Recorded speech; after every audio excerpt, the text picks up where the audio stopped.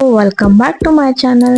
ಯಾರು ಹೊಸದಾಗಿದ್ದೀರಿ, ಯಾರೇನ ಸಬ್ಸ್ಕ್ರೈಬ್ ಮಾಡಿಲ್ಲ ಎಲ್ಲರೂ ಸಬ್ಸ್ಕ್ರೈಬ್ ಮಾಡ್ರಿ, ಬೆಲ್ ಐಕಾನ್ ಪ್ರೆಸ್ ಮಾಡ್ರಿ, ಲೈಕ್ ಮಾಡ್ರಿ, ಶೇರ್ ಮಾಡ್ರಿ. ನಾನು ಇವತ್ತು ಬದ್ನಿಕಾಯಿ ಪಲ್ಯ ಮಾಡಿದೆ. ಅದನ್ನ ಹೆಂಗ್ ಮಾಡಿದೆ ಅನ್ನೋದು ನಿಮ್ ಜೊತೆ ಶೇರ್ ಮಾಡ್ತೀನಿ ಬರ್ರಿ. ಬದ್ನಿಕಾಯಿನ ಎಲ್ಲಾನು ವಾಶ್ ಮಾಡಿ ಅದ್ರ ಮ್ಯಾಗಿಂದ ಮುಳ್ಳು ತಕ್ಕೊಳತ್ತೀನಿ. ಮುಳ್ಳುಗಳು ತಕೊಂಡು ಅದನ್ನ ಒಂದ್ರ ಒಳಗ 4 ಪೀಸ್ನ ಕಟ್ ಮಾಡ್ಕೊಂಡು ನೀರ್ ಒಳಗ ಹಾಕ್ತೀನಿ. ನೀರ್ ಒಳಗ ಎದಕ್ ಹಾಕೋದಂದ್ರ ಕರಿ ಆಗ್ಬಾರ್ದು ಅನ್ನೋ ಸಂಬಂಧ ನೀರ್ನಾಗ ಹಾಕೋಬೇಕು. ಅದನ್ನಾದ್ಮ್ಯಾಗ ಕೊತ್ತಂಬರಿ ಹೆಚ್ಕೋತೀನಿ ಸಣ್ಣಂಗ, ಟೊಮ್ಯಾಟೊ ಹಂಗ ಉಳ್ಳಾಗಡ್ಡಿನೂ ಹೆಚ್ಕೋತೀನಿ. ಉಳ್ಳಾಗಡ್ಡಿ ಉದ್ದುದಾಗಿ ಹೆಚ್ಕೋತೀನಿ ನಾನು. ಈಗ ನೋಡ್ರಿ ಎಲ್ಲಾನು ಹೆಚ್ಕೊಂಡೆ. ಈಗ ಒಂದ್ ಬುಟ್ಟಿನ ಬಿಸಿ ಮಾಡಿದೆ. ಆ ಬುಟ್ಟಿ ಬಿಸಿ ಆದ್ಮ್ಯಾಗ ಆಯಿಲ್ ಹಾಕಿ, ಆಯಿಲ್ ಒಂದ್ ಸ್ವಲ್ಪ ಬಿಸಿ ಆದ್ಮ್ಯಾಗ ಅದ್ರೊಳಗ ಉಳ್ಳಾಗಡ್ಡಿ ಹಾಕೋತೀನಿ. ಉಳ್ಳಾಗಡ್ಡಿ ಒಂದ್ ಸ್ವಲ್ಪ ಕಲರ್ ಚೇಂಜ್ ಆಗೋ ಮಟ್ಟ ಫ್ರೈ ಮಾಡ್ಕೊಂಡು ಈಗ ಅದ್ರೊಳಗ ಅಲ್ಲ ಬೆಳ್ಳುಳ್ಳಿ ಪೇಸ್ಟ್ ಹಾಕ್ತೀನಿ.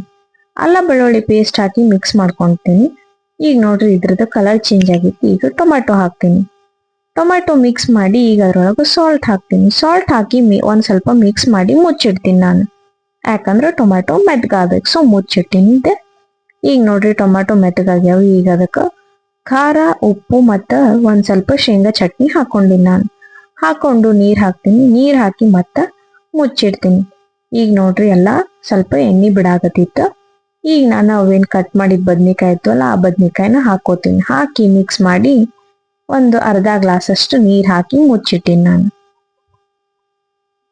ಈ ತರ ನಡು ನಡು ತೆಗೆದು ಮಿಕ್ಸ್ ಮಾಡ್ಕೊತ ಇರ್ಬೇಕು. ಯಾಕಂದ್ರೆ ಮತ್ತೆ ತಳ ಹತ್ತಂದ್ರೆ ಹೊತ್ತತಾವಲ್ಲ ಬದ್ನಿಕಾಯಿನ.